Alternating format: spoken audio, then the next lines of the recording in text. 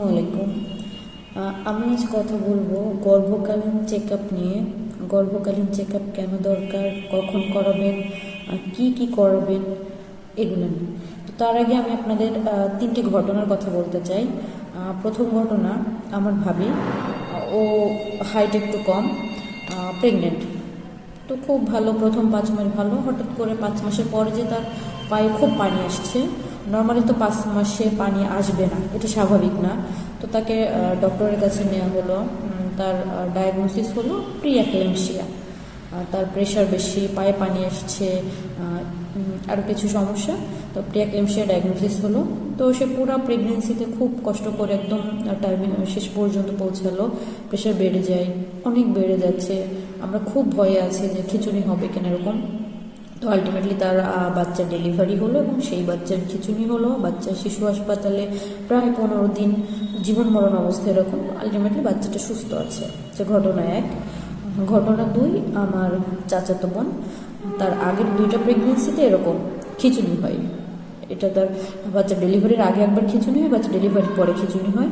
আবার সে 3 নম্বর, সে এখন তৃতীয়বার প্রেগনেন্ট হয়েছে এবং সেটা তার আনপ্লান্ড প্রেগনেন্সি। সে জানতোই না তার বাচ্চা এসছে।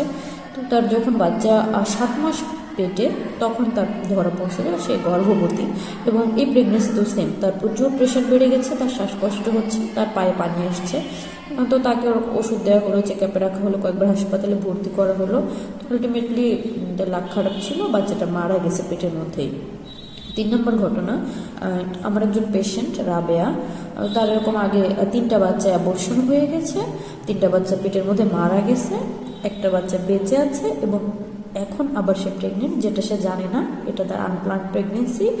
এখন আমার কাছে এসেছেন, তার পায়ে পানি আসছে, তার খুব শ্বাসকষ্ট হচ্ছে, সে শুইতে পারে না চিত হয়ে এটার জন্য।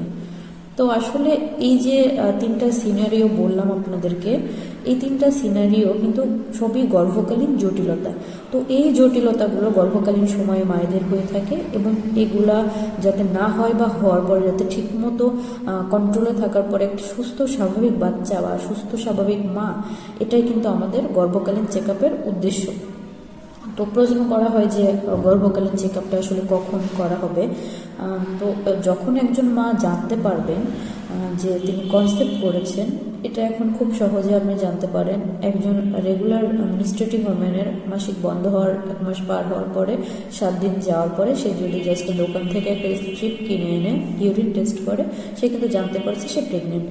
তো আমার প্রথম ভিজিট, যেটাকে আমরা বুকিং ভিজিট বলে থাকি, এটা 6 থেকে 8 সপ্তাহের মধ্যে মা যাবে।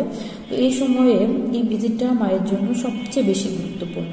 এই ভিজিটে ডক্টর মায়ের সমস্ত ইতিহাস নেবেন, মায়ের বর্তমান অবস্থা, তার আগের অবস্থা, তার ফ্যামিলিগত কিছু রোগ, এগুলা, তার শারীরিক পরীক্ষা নিরীক্ষা করবেন, কিছু বেজলাইন ইনভেস্টিগেশন করবেন।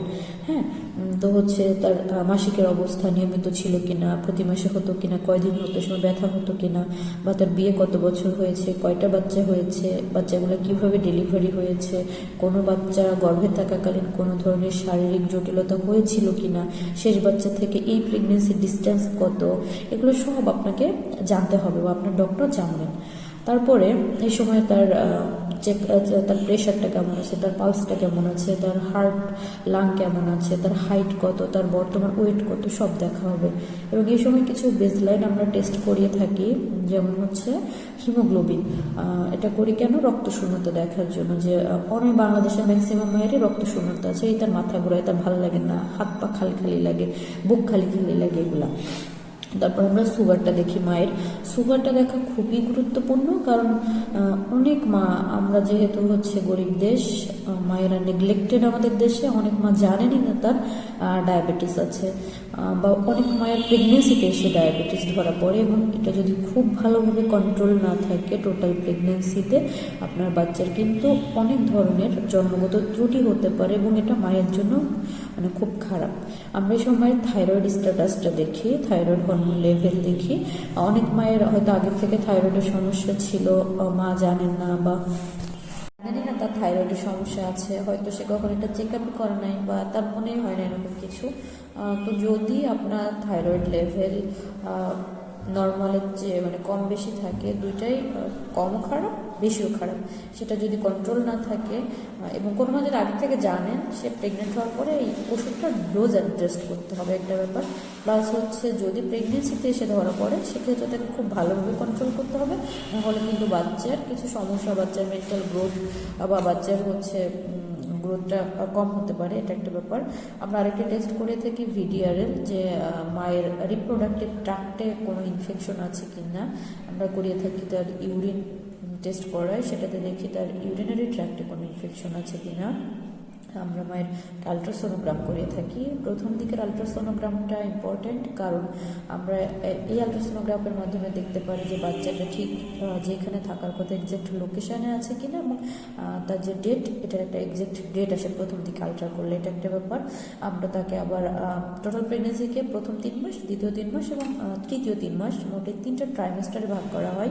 আমরা তাকে সে আবার সেকেন্ড ট্রাইমেস্টারে তার হচ্ছে চেক আপে আসবে, থার্ড ট্রাইমেস্টারে চেক আপে আসবে।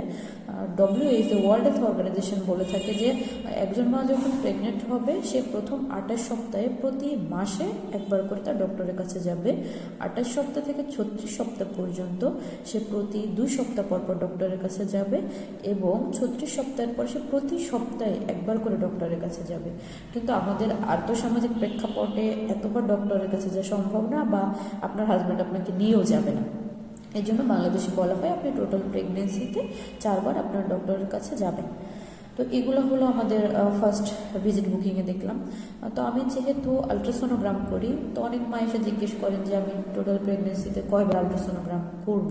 তো একটা তো আপনি প্রথম ট্রাইমেস্টারে করলেন, আর একটা আমরা বলি 18 থেকে 22 সপ্তাহের মধ্যে অ্যানোমালি স্ক্যান নামে একটা আলট্রাসাউন্ড আছে, যেটার মাধ্যমে আপনার বাচ্চার জন্মগত কোনো ত্রুটি আছে কিনা, বা আপনার একটা বিকলাঙ্গ বাচ্চা জন্ম নিবে কিনা এটা জানতে পারবেন।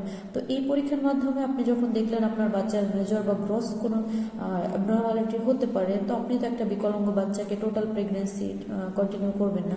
তো এক্ষেত্রে অনেকে আবার টার্মিনেট করার সিদ্ধান্ত নিয়ে থাকেন। আমরা আবার 28 সপ্তাহের দিকে 36 সপ্তাহের পরে আবার আলট্রাসোনোগ্রাম করতে বলি, এটা স্বাভাবিক। কিন্তু কোনো মায়ের যদি মেডিকেল কোনো সমস্যা থাকে সেক্ষেত্রে এটা তার ডক্টর ডিসিশন নেবেন, সে কতদিন পর পর আলট্রাসোনোগ্রাম করবেন। অনেকে জিজ্ঞেস করেন যে টিটিডিকার ব্যাপারটা। টিটেনাস আসলে খুব খারাপ একটি রোগ, তবে ভালো খবর হচ্ছে বাংলাদেশে এখন টিটেনাস প্রায় নাই। এবং যদি কোনো মায়ের টিটেনাস টিকার ডোজ হচ্ছে 5টি, যদি কোনো মায়ের এই বাচ্চার আগে 5টি ডোজই কমপ্লিট থাকে তাহলে তার এই প্রেগনেন্সিতে কোনো টিকা দেওয়া লাগবে না। কিন্তু যদি তার 5টি ডোজ কমপ্লিট না থাকে তাকে 2টা টিকা নিতে হবে। একটা হচ্ছে তার সেকেন্ড ট্রাইমেস্টারে, সেটা 5 মাস বা 6 মাসে, এবং প্রথম টিকা নেওয়ার ঠিক 1 মাস পরে দ্বিতীয় টিকা নেবে। তো আমরা আশা করি আমাদের বাড়িতে যে মা, বোন, ভাবি আছে তাদের প্রেগনেন্সিকালীন সময়ে আমরা অবশ্যই তাদের চেক আপে নিয়ে যাব, এবং পুরো প্রেগনেন্সি তাদেরকে অবশ্যই একজন ডক্টরের আন্ডারে রাখবো, যাতে তার গর্ভকালীন যদি কোনো জটিলতা হয়েও থাকে সেটা বাচ্চার উপর এবং মায়ের উপর তেমন কোনো প্রভাব না ফেলতে পারে। ধন্যবাদ সকলকে।